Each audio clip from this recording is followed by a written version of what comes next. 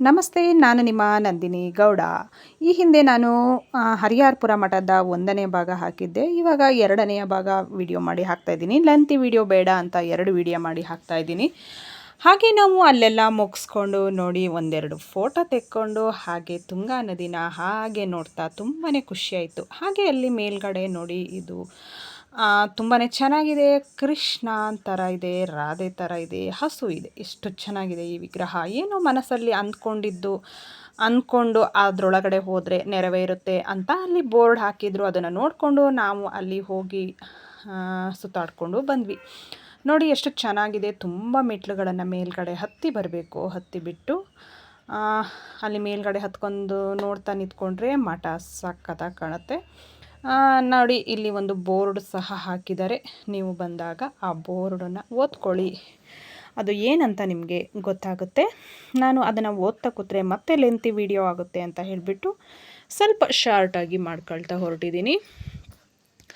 Lengthy video ಆದರೆ ಯಾರು ನೋಡಲ್ಲ ಅಂತ ಹೇಳಿಬಿಟ್ಟು ನೋಡಿ ಇದು ಎಷ್ಟು ಚೆನ್ನಾಗಿದೆ ಅಂದರೆ ತುಂಬಾ ಚೆನ್ನಾಗಿದೆ. ಎದ್ದು ಬಂತೇನೋ ಅನ್ನುವ ರೀತಿಯಲ್ಲಿ ಹಸುವು ತಾಯಿ ಥರ, ಕೃಷ್ಣನ ಥರ ತುಂಬಾ ಚೆನ್ನಾಗಿದೆ. ಇದಕ್ಕೆ ಏನೋ ಪುಷ್ಪಕ ವಿಮಾನ ಅಂತನೇನೋ ಹೆಸರಿಟ್ಟಿದ್ದಾರೆ. ತುಂಬಾ ಚೆನ್ನಾಗಿದೆ. ತುಂಬ ಖುಷಿಯಾಯಿತು. ತುಂಬ ಜನ ಫೋಟೋಸ್ ಎಲ್ಲ ತೆಕ್ಕೊಳ್ತಾ ಇದ್ದರು. ನಾವು ಸ್ವಲ್ಪ ಹೊತ್ತು ಅಲ್ಲಿ ನಿಂತ್ಕೊಂಡು ಫೋಟೋ ಎಲ್ಲ ತೆಕ್ಕೊಂಡು ನೋಡಿ ಮೇಲ್ಗಡೆಯಿಂದ ಕೆಳಗಡೆ ನೋಡಿದ್ರೆ ಈ ರೀತಿ ಕಾಣುತ್ತೆ. ಅಲ್ಲೆಲ್ಲ ತಿರುಗಾಡ್ತಾ ಇದ್ದರು. ಮತ್ತು ಈಗ ಒಂದಷ್ಟು ಮೆಟ್ಲುಗಳನ್ನು ಇಳಿಬೇಕು. ತುಂಬಾ ಸಖತ್ತಾಗಿದೆ. ನನ್ನ ಮಗಳು ಹಿಂದೆಯಿಂದ ವಿಡಿಯೋ ಮಾಡ್ತಾ ಬರ್ತಾಯಿದ್ಲು. ನಾವಿಬ್ಬರು ಮುಂದೆ ಹೋಗ್ತಾಯಿದ್ದೀವಿ. ನಾವು ನನ್ನ ಚಿಕ್ಕ ಮಗಳು ನೋಡಿ ಇವಾಗ ತುಂಬ ಮೆಟ್ಲುಗಳನ್ನು ಇಳ್ಕೊಳ್ತಾ ಹೋಗಬೇಕು. ಹಾಗೆ ಎಷ್ಟು ಚೆನ್ನಾಗಿದೆ ಅಡಿಕೆ ತೋಟ. ಅಲ್ಲಿ ಕುದುರೆ ಸಹ ಸಾಕಿದ್ದಾರೆ. 2 ಕುದುರೆಗಳು ಸಹ ಇತ್ತು. ಒಂದು ಈ ಕಡೆ ಮೇಯ್ತಾ ಇದೆ, ಇನ್ನೊಂದು ಆ ಸೈಡಲ್ಲಿ ಮೇಯ್ತಾ ಇತ್ತು. ನೋಡಿ ಅಲ್ಲೇ ಕಾಣಿಸ್ತಾ ಇದೆಯಲ್ಲ, ಒಂದು ಇಲ್ಲಿದೆ, ಇನ್ನೊಂದು ಆ ಸೈಡಲ್ಲಿದೆ. ಅದನ್ನು ಸಹ ತೋರಿಸ್ತೀನಿ. ಹಾಗೆ ಎಲ್ಲ ನೋಡಿಕೊಂಡು ಮೆಟ್ಲುಗಳೆಲ್ಲ ಇಳ್ಕೊಂಡು ತುಂಬ ಚೆನ್ನಾಗಿದೆ. ನೀವೆಲ್ಲ ಬನ್ನಿ, ಪ್ಲೇಸ್ನ ನೋಡಿ, ನಿಮಗೂ ತುಂಬಾ ಖುಷಿ ಆಗುತ್ತೆ. ಆರಾಮಾಗಿ ದಿನನ ಕಳಿಬೋದು. ಇಷ್ಟು ಅದ್ಭುತವಾಗಿದೆ ಅಂತ ನಾನು ಅಂದ್ಕೊಂಡಿರಲಿಲ್ಲ. ಇದೆಲ್ಲ ರೆಡಿ ಆದಮೇಲೆ ಜಸ್ಟ್ ದೇವಸ್ಥಾನಕ್ಕೆ ಹೋಗಿ ವಾಪಸ್ ಹೋಗ್ತಾ ಇದ್ದೆ ಮಠದೊಳಗಡೆ. ಈ ಕಡೆ ಎಲ್ಲ ಬಂದಿರಲಿಲ್ಲ. ಮಕ್ಕಳಿಗೋಸ್ಕರ ನಾನು ಇಲ್ಲೆಲ್ಲ ಸುತ್ತಾಡೋಣ ಅಂತ ಬಂದೆ. ಮಕ್ಕಳಿಗೂ ಒಂದು ಟೈಮ್ ಪಾಸ್ ಆಗುತ್ತೆ ಅಂತ ಹೇಳಿಬಿಟ್ಟು. ಹಾಗಾಗಿ ನೋಡಿ ಇಲ್ಲಿ ತುಂಬಾ ಚೆನ್ನಾಗಿದೆ. ತುಂಬ ಮೆಟ್ಲುಗಳನ್ನು ಇಳ್ಕೊಂಡು ಬಂದಾಯಿತು. ನಾನು ಇನ್ನು ಸ್ವಲ್ಪ ಮೆಟ್ಲಿದೆ. ತುಂಬ ಜನ ಹತ್ತಿ ಇಳಿದು ಹೋಗ್ತಾಯಿದ್ರು. ನೀವು ಹೋದಾಗ ಈ ಪ್ಲೇಸನ್ನು ಮಿಸ್ ಮಾಡ್ಕೋಬೇಡಿ, ಹೋಗಿ ಬನ್ನಿ. ತುಂಬಾ ಚೆನ್ನಾಗಿದೆ.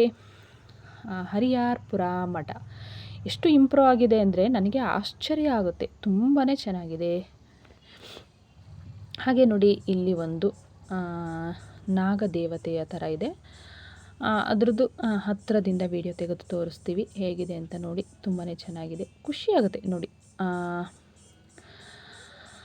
7 ಎಡೆ ಇದರಲ್ಲಿ ಒಂದು ನೀರು ಬರ್ತಾ ಇದೆ ಸಣ್ಣದಾಗಿ. ಎಷ್ಟು ಚೆನ್ನಾಗಿ ಕಾಣ್ತಾ ಇದೆ ಗೊತ್ತಾ. ತುಂಬಾ ಚೆನ್ನಾಗಿ ಕಾಣ್ತಿದೆ. ನಾವು ನಮ್ಮ ಮಾವ, ನಾನು, ನಂದು 2 ಮಕ್ಕಳು ಹೋಗಿದ್ವಿ. ನಮ್ಮ ಮನೆಯವರು ಅದೇ ಕೃಷಿ ಮೇಳದ ಹತ್ರ ತುಂಬಾ ಬ್ಯುಸಿಯಾಗಿದ್ದರು. ಹಾಗಾಗಿ ಅವರು ಅಲ್ಲಿದ್ದರು. ನಾನು ಹೇಳಿದ್ನಲ್ಲ ಇನ್ನೊಂದು ಕುದುರೆ ಇದೆ ಅಂತ ಹೇಳಿಬಿಟ್ಟು, ಅದು ಇಲ್ಲಿದೆ ನೋಡಿ. ಎಷ್ಟು ಚೆನ್ನಾಗಿದೆ ಅಂತ ಹೇಳಿಬಿಟ್ಟು ಅದು ಸಹ ಇಲ್ಲೇ ಮೇಯ್ತಾ ಇತ್ತು. ಮಠ ಅಂದಮೇಲೆ ಕುದುರೆ, ಹಸುಗಳನ್ನೆಲ್ಲ ಸಾಕ್ತಾರೆ. ಇಲ್ಲಿ ಎಲ್ಲ ನಾಗದೇವತೆಗಳನ್ನು ಕೂರಿಸಿದ್ದಾರೆ. ಸುತ್ತ ಕಟ್ಟೆ ಮಾಡಿಬಿಟ್ಟು ತುಂಬ ಚೆನ್ನಾಗಿದೆ. ಇದು ಅರಳಿ ಮರ. ತುಂಬಾ ಚೆನ್ನಾಗಿದೆ. ಖುಷಿಯಾಯಿತು. ನೀವು ಒಮ್ಮೆ ಹೋಗಿ ಬನ್ನಿ. ಹಾಗೆ ಮತ್ತೆ ಏನೇನಿದೆ ಅಂತ ನೋಡೋಣ ಬನ್ನಿ. ಈ ವಿಡಿಯೋ ಇನ್ನೂ ಇದೆ, ಹಾಗೆ ಹೋಗಬೇಡಿ. ಹಾಗೆ ಈ ವಿಡಿಯೋ ನೋಡ್ತಾ ಇದ್ದರೆ ಲೈಕ್ ಮಾಡಿ, ಸಪೋರ್ಟ್ ಮಾಡಿ, ಸಬ್ಸ್ಕ್ರೈಬರ್ ಆಗೋದನ್ನು ಮರಿಲೇಬೇಡಿ. ಹಾಗೆ ಹೊಸಬ್ರು ನೋಡ್ತಾ ಇದ್ದರೆ ಲೈಕ್ ಮಾಡಿ ವಿಡಿಯೋ ನೋಡಿ. ಹಳಬ್ರು ನೋಡ್ತಾ ಇದ್ದರೆ ಒಂದು ಲೈಕ್ ಕೊಡಿ. ಲೈಕ್ ಮಾಡಿ ಅಂದರೆ ಹೊಸಬ್ರಿಗೆ ಸಬ್ಸ್ಕ್ರೈಬರ್ ಮಾಡಿಕೊಂಡು ವಿಡಿಯೋ ನೋಡಿ ಅಂತ ನಿಮ್ಮಿಂದ ನನಗೆ ಸಪೋರ್ಟ್ ಆಗುತ್ತೆ. ಹಾಗೆ ನೋಡಿ ಇದು ಒಂದು ಹಕ್ಕಿ ಇದೆಯಲ್ಲ, ಇದು ಗುಬ್ಬ ಹಚ್ಚಿ ಮೊಬೈಲ್ ಕವರ್ ಆದ್ಮೇಲೆ ಬಾಳ ಪಕ್ಕದಲ್ಲಿ ನೀನು ಇಟ್ಟಿರುವ ಹೆಜ್ಜೆಯನೋ ಪ್ರತಿದಿನವೂ ದಿಟ್ಟಿಸುತ್ತಾ ಧೀರಕ್ಕೆ ಸರಿಯಾಗು. ಏರುತ್ತಲಿ ಜಾರುತ್ತಲಿ ಸಾಗುತ್ತಿರ ಜೀವನದಿ ಏರುತ್ತಲಿ ಜಾರುತ್ತಲಿ ಸಾಗುತ್ತಿರ ಜೀವನದಿ ನಿನಗೆ ನೀ ಗುರುವಾಗು ಸಚ್ಚಿದಾನಂದ. ನಿನಗೆ ನೀ ಗುರುವಾಗು ಸಚ್ಚಿದಾನಂದ. ಬಾಳ ಪಥದಲ್ಲಿ ನೀನು ಇಟ್ಟಿರುವ ಹೆಜ್ಜೆಯನೋ ಪ್ರತಿದಿನವೂ ದಿಟ್ಟಿಸುತ್ತಾ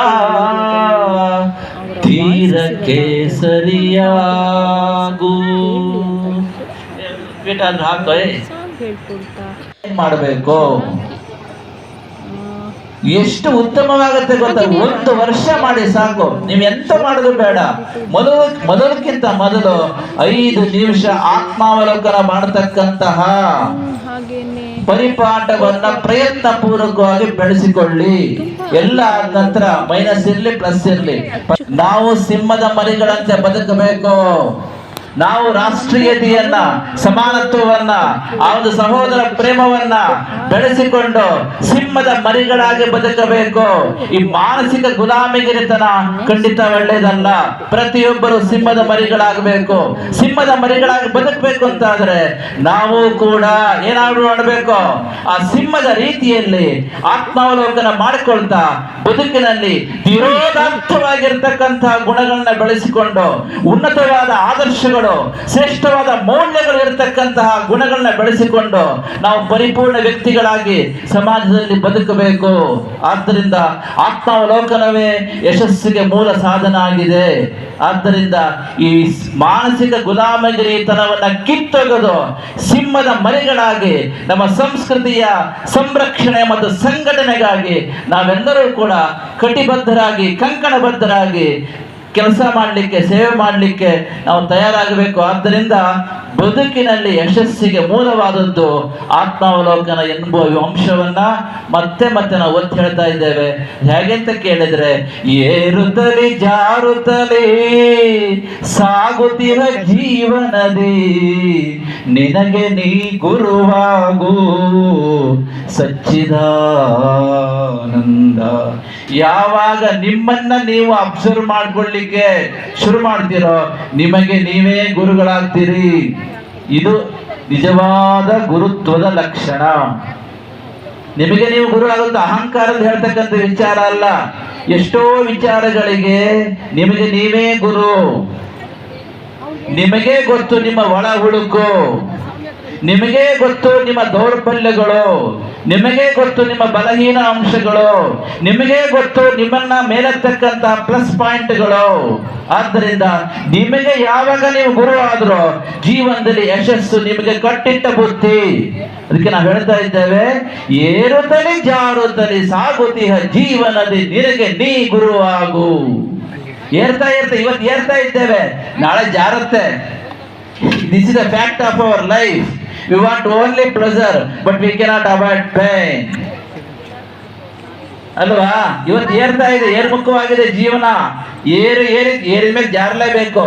ಜಾರಿದ ನಂತರ ಆಗ ಮತ್ತೆ ದಿಗ್ಗಲಾಗು ಬೇಡ. ನಾವು ಧೀರ ಕೇಸರಿಗಳು. ಭಾರತೀಯ ಸಂಸ್ಕೃತಿ ಹೇಳ್ತಾ ಇದೆ, ಧೀರ ಕೇಸರಿಗಳಾಗಿ ಬದುಕಬೇಕು, ಹೇಳಿಗಳಾಗಿ ಬದುಕುವುದಲ್ಲ, ಮನಸ್ತತ್ವವನ್ನು ಕೊಂದುಕೊಂಡು ಬದುಕುವುದಲ್ಲ. ಸ್ವಾಭಿಮಾನದಿಂದ ಸ್ವಾವಲಂಬಿಗಳಾಗಿ ನಾವು ಬದುಕಬೇಕು. ರಾಷ್ಟ್ರ ಪ್ರೇಮ, ದೇಶ ಪ್ರೇಮ, ನಮಗೆ ದೈವ ಪ್ರೇಮ ಹೇಗಿದೆಯೋ, ದೈವ ನಂಬಿಕೆ ಹೇಗಿದೆಯೋ ಅದೇ ರೀತಿ ರಾಷ್ಟ್ರ ಪ್ರೇಮವು ನಮ್ಮ ಜೀವನದ ಅವಿಭಾಜ್ಯ ಅಂಗ ಆಗಿರಬೇಕು. ಆದ್ದರಿಂದ ನಾವು ಹೇಗೆ ಬದುಕಬೇಕು ಅಂತ ಕೇಳಿದರೆ ಆತ್ಮಾವಲೋಕವನ್ನು ಮಾಡಿಕೊಂಡು ಧೀರ ಕೇಸರಿಗಾಗಿ ಬಾಳಬೇಕು. ಏರುತ್ತಲೇ ಜಾರುತ್ತಲೇ. ಒಂದು ವೇಳೆ ಜಾರ್ತಾ ಇದ್ದೇವೆ, ಕಷ್ಟ ಬಂತು, ವಿಧಿ ಪೆಟ್ಟು ಕೊಡ್ತು, ವಿಧಿ ವಕ್ರಮುಖ ತೋರಿಸ್ತಾ ಇದೆ, ಬಿರುಗಾಳಿ ಸುಂಟ್ರಗಾಳಿಯಾಗಿ ಬದುಕಿನಲ್ಲಿ ಬೀಸ್ತಾ ಇದೆ, ಆದ್ರೂ ಧೈರ್ಯ ಕಳ್ಕೊಳ್ಬೇಡಿ, ಎದೆ ಗುಂದಬೇಡಿ. ಪ್ರತಿಯೊಂದು ಕೂಡ ಸಮಸ್ಯೆಯನ್ನು ಸವಾಲಾಗಿ ಸ್ವೀಕರಿಸಿ ಅದಕ್ಕೆ ಪರಿಷ್ಕಾರವನ್ನು ಮಾಡಿಕೊಂಡು ಮುಂದಕ್ಕೆ ಹೋಗಿ. ಹಿಮಾಲಯ ಪರ್ವತ ಇದ್ದರೂ ಕೂಡ ಕುಟ್ಟಿ ಪುಡಿ ಮಾಡಿ ಅದಕ್ಕೆ ಮುಂದಕ್ಕೆ ಸಾಕ್ತೇನೆ ಅಂತ ಹೇಳ್ತಕ್ಕಂಥ ಆತ್ಮವಿಶ್ವಾಸ ನಿಮ್ಮಲ್ಲಿ ಸದಾ ಇರಲಿ. ಆದ್ದರಿಂದ ಏರುತ್ತಲೇ ಜಾರುತ್ತಲೇ ಸಾಗುತ್ತಿರ ಜೀವನದಿ ನಿನಗೆ ನೀ ಗುರುವಾಗು ಸಚ್ಚಿದಾನಂದ. ಆದ್ದರಿಂದ ಈ ರೀತಿ ಬದುಕಿದಾಗ ಮನುಷ್ಯ ಉತ್ತಮ ವ್ಯಕ್ತಿತ್ವವನ್ನು ರೂಪಿಸಿಕೊಂಡಾಗ ಸಮಾಜದಲ್ಲಿ ಖಂಡಿತವಾಗಿಯೂ ಸದ್ಭಾವನೆಗಳು ಪ್ರತಿಯೊಂದು ಹೃದಯದಲ್ಲಿ ಜಾಗೃತವಾದಾಗ ಆ ಸಾಮರಸ್ಯ ಎನ್ನುವುದು ಬರ್ತದೆ. ಅಂತಹ ಸಾಮರಸ್ಯ ಬಂದಾಗ ಅದು ಸಮಾಜ ಹಿತಕ್ಕೆ ಕಾರಣ ಆಗುತ್ತೆ. ಈ ದೃಷ್ಟಿಕೋನ ಇಟ್ಟುಕೊಂಡು ಈ ವರ್ಷದ ಬ್ರಹ್ಮೋತ್ಸವ ಕಾರ್ಯಕ್ರಮದಲ್ಲಿ ಹಾಗೆಯೇ ಅವರ ಮಾತು ಮುಗಿಸ್ಕೊಂಡು ಬಂದ್ವಿ. ಅಲ್ಲಿ ನೋಡಿ ಒಂದು ಈ ಪ್ರಾಣಿ ಕೂತಿತ್ತು, ಅದರದ್ದು ಒಂದು ಫೋಟೋ ತೆಕ್ಕೊಂಡು ಸ್ವಲ್ಪ ಹೊತ್ತು ವಿಡಿಯೋ ಮಾಡಿಕೊಂಡು ಹೊರಟ್ವಿ. ಈ ಪ್ರಾಣಿ ಯಾವುದು ಅಂತ ಗೊತ್ತಿಲ್ಲ, ನಮ್ಮ ಕಡೆ ಇದನ್ನು ಬೂಸುಂಡೆ ಅಂತ ಕರೀತಾರೆ. ನಿಮ್ಮಗಳಿಗೆ ಏನಂತ ಗೊತ್ತಿದ್ರೆ ಕಮೆಂಟ್ ಬಾಕ್ಸಲ್ಲಿ ಕಮೆಂಟ್ ಹಾಕಿ. ಹಾಗೆ ಇದನ್ನು ಸ್ವಲ್ಪ ಹೊತ್ತು ವಿಡಿಯೋ ಮಾಡಿಕೊಂಡು ನೋಡ್ತಾ ನಿಂತ್ಕೊಂಡ್ವಿ. ಚೆನ್ನಾಗಿತ್ತು, ದೊಡ್ಡದಾಗಿತ್ತು, ಕಲರ್ಫುಲ್ಲಾಗಿತ್ತು. ಹಾಗಾಗಿ ಸ್ವಲ್ಪ ಹೊತ್ತು ನೋಡೋಣ ಅಂತ ನಿಂತ್ಕೊಂಡ್ವಿ. ನೋಡಿ ಎಷ್ಟು ಚೆನ್ನಾಗಿ ಆ ಕಡೆ ಈ ಕಡೆ ನೋಡ್ತಾ ಇದೆ ಅಂತ ಹೇಳಿಬಿಟ್ಟು. ಕೆಲವೊಂದು ಪ್ರಾಣಿಗಳು ಎಲ್ಲ ಟೈಮು ನಮಗೆ ವಿಡಿಯೋ ಮಾಡೋದಕ್ಕೆ ಸಿಗಲ್ಲ, ಸಿಕ್ಕಿದಾಗ ಉಪಯೋಗಿಸ್ಕೊಳ್ಬೇಕು ಅಂತ ಹೇಳಿಬಿಟ್ಟು ಈ ವಿಡಿಯೋ ಮಧ್ಯದಲ್ಲಿ ಇದು ಒಂದು ಫೋಟೋನ ತಗೊಂಡೆ. ಹಾಗೆ ಸ್ವಲ್ಪ 1 ನಿಮಿಷದಷ್ಟು ವಿಡಿಯೋನ ಮಾಡಿಕೊಂಡೆ. ಆದರೂ ಅದು ಅಷ್ಟು ಜನ ಇದ್ರೂ ಎಲ್ಲೂ ಹೋಗಲಿಲ್ಲ, ಅಲ್ಲೇ ಕೂತಿತ್ತು. ಹಾಗಾಗಿ ಅದನ್ನು ನೋಡ್ತಾ ನಿಂತ್ಕೊಂಡ್ವಿ. ನಮ್ಮ ಮಕ್ಕಳಿಗೆ ಈ ಥರ ಎಲ್ಲ ನೋಡೋದು, ಪ್ರಾಣಿಗಳನ್ನು ನೋಡೋದು ಅಂದರೆ ತುಂಬಾ ಇಷ್ಟ. ಹಾಗೆ ಅಪರೂಪದ ಹಕ್ಕಿ ಸಿಕ್ಕಿದ್ರೂ ತುಂಬ ಇಷ್ಟ. ನಾನು ಆಗಲೇ ಹೇಳ್ದಂಗೆ ಗುಬ್ಬಚ್ಚಿ ಸಿಕ್ಕಿತ್ತು. ಗುಬ್ಬಚ್ಚಿ ಮೊಬೈಲ್ ಟವರ್ ಆದಮೇಲೆ ಗುಬ್ಬಚ್ಚಿಗಳ ಸಂತತಿಯೇ ಕಮ್ಮಿ ಆಗಿತ್ತು. ಬಟ್ ಇವಾಗ ಅಲ್ಲಲ್ಲಿ ಒಂದೊಂದು ಕಾಣಿಸ್ತಾ ಇದೆ. ಹಾಗೆ ನೋಡಿ ಇಲ್ಲಿ ಏನಪ್ಪ ಅಂದರೆ ಆಂಜನೇಯನ ವಿಗ್ರಹನ ಎಷ್ಟು ಅದ್ಭುತವಾಗಿ ಕೆತ್ತಿದ್ದಾರೆ ಅಂದರೆ ತುಂಬಾ ಚೆನ್ನಾಗಿ ಕೆತ್ತಿದ್ದಾರೆ. ಎಷ್ಟು ದೊಡ್ಡ ವಿಗ್ರಹ ನೋಡಿ, ಎಷ್ಟು ಎತ್ತರವಾಗಿ ಹೈಟ್ ಆಗಿದೆ ನೋಡಿ, ತುಂಬಾ ಚೆನ್ನಾಗಿತ್ತು. ಅಲ್ಲಿ ಹೋಗಿ ಸ್ವಲ್ಪ ಹೊತ್ತು ನಾವು ಅದನ್ನು ಸುತ್ತಾಡಿಕೊಂಡು ಬರೋಣ ಅಂತ ಹೋದ್ವಿ. 1 ರೌಂಡು ಪ್ರದರ್ಶನ ಕೂಡ ಹಾಕಿಬಿಟ್ಟು ಕಾಣಿಕೆ ಹಾಕಿ ನಮಸ್ಕಾರ ಮಾಡಿದ್ವಿ. ಹಾಗೆ ನನ್ನ ಮಗಳು ಅವರ ತಾತನ ಕೈ ಹಿಡ್ಕೊಂಡು ಹತ್ತಿ ಬರ್ತಾ ಇದ್ದಾಳೆ. ಅವರ ತಾತನ ಸೇಫ್ಟಿನೂ ಮುಖ್ಯ ಅಲ್ವಾ. ಹಾಗಾಗಿ ಆ ವಿಡಿಯೋನ ಸ್ವಲ್ಪ ಕ್ರಾಸಾಗಿ ತೆಗೆದಾಳೆ. ಕೇಳಬೇಕಲ್ಲ ಮಕ್ಕಳು, ಮೊಬೈಲ್ ಕೊಡಿ ಅಂದರೆ ನಮ್ಮ ಕೈಗೆ ಕೊಡಲ್ಲ, ನಾನೇ ತೆಗಿತೀನಿ ಅಂತ ಹೇಳಿಬಿಟ್ಟು ತೆಗಿತಾ ಇದ್ದಾಳೆ. ಹಾಗಾಗಿ ಸ್ವಲ್ಪ ಆ ಕಡೆ ಈ ಕಡೆ ಆಗಿದೆ. ಹಾಗಾಗಿ ನೋಡಿ ಇಷ್ಟು ಕ್ಲಿಯರಾಗಿ ಕಾಣ್ತಾ ಇಲ್ಲ ಅಂದ್ಕೊಂಡಿದ್ದೀನಿ. ಹಾಗೆ ಇಲ್ಲಿ ಆಂಜನೇಯನ ಪಾದ, ಆ ಪಾದಕ್ಕೆ ಎಷ್ಟು ಚೆನ್ನಾಗಿ ಪೂಜೆ ಮಾಡಿದ್ದಾರೆ ನೋಡಿ. ಅದಕ್ಕೆ ನಾನು ಸಹ ನಮಸ್ಕರಿಸಿ ಆ ವಿಗ್ರಹದ ಎದುರುಗಡೆ ನೋಡಿ ಆಮೆನ ಸಹ ತುಂಬ ಚೆನ್ನಾಗಿ ಮಾಡಿದ್ದಾರೆ. ನನ್ನ ಮಗಳು ಅಲ್ಲಿ ಕುತ್ಕೊಂಡು ಒಂದು ಫೋಟೋ ತೆಗಿತಿದ್ದೆ. ಆ್ಯಕ್ಚುಲಿ ಅಲ್ಲಿ ಕೂರಬಾರ್ದು, ಬಟ್ ಅವಳು ಹೇಳಿದ ಮಾತು ಕೇಳಲಿಲ್ಲ.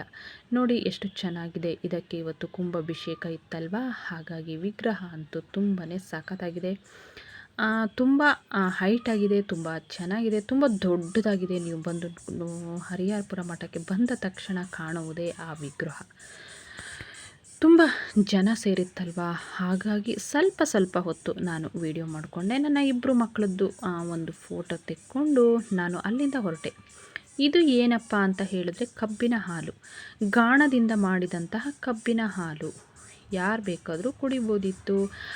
ನಾವು ಅಲ್ಲಿ 1 ಗ್ಲಾಸ್ ಕಬ್ಬಿನ ಹಾಲು ಕುಡಿದು ಹೊರಟ್ವಿ. ಹಾಗೆ ನೋಡಿ ಕೃಷಿ ಮೇಳದಲ್ಲಿ ಇದು ಹರಿಹರಪುರ ಮೊದಲೇ ಹೇಗಿತ್ತು, ಆಮೇಲೆ ಇದನ್ನು ಹೇಗೆ ಮಾಡಿದ್ವಿ ಅಂತ ಹೇಳಿಬಿಟ್ಟು ಈ ಧರ್ಮಸ್ಥಳ ಸಂಘದವರು ನೀಟಾಗಿ ಮಾಡಿದರು. ಹಾಗೆ ಗದ್ದೆ ನಾಟಿ ಮಾಡೋದು, ಅದರದ್ದು ಯಂತ್ರಗಳೆಲ್ಲ ಸೇಲಿಗೆ ಇಟ್ಕೊಂಡಿದ್ರು.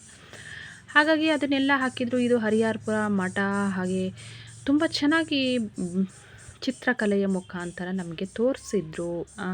ಆಮೇಲೆ ನೋಡಿ ಇದು ಗಾಡಿ ಎತ್ತು, ಆಗ ಗಾಡಿಗಳು ಹೋಗ್ತಾಯಿತ್ತು, ಎತ್ತಿನ ಗಾಡಿ ಎತ್ತಲ್ಲ, ಎತ್ತಿನ ಗಾಡಿ.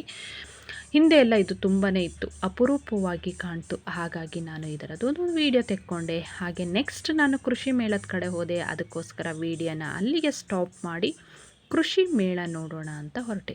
ಹಾಗೆ ನನ್ನ ವಿಡಿಯೋ ಇಷ್ಟ ಆದರೆ ಲೈಕ್ ಮಾಡಿ, ಸಪೋರ್ಟ್ ಮಾಡಿ, ಸಬ್ಸ್ಕ್ರೈಬರ್ ಆಗೋದನ್ನು ಮರಿಬೇಡಿ. ನಾನು ಕೃಷಿ ಮೇಳದೊಳಗಡೆ ಹೋಗ್ತೀನಿ.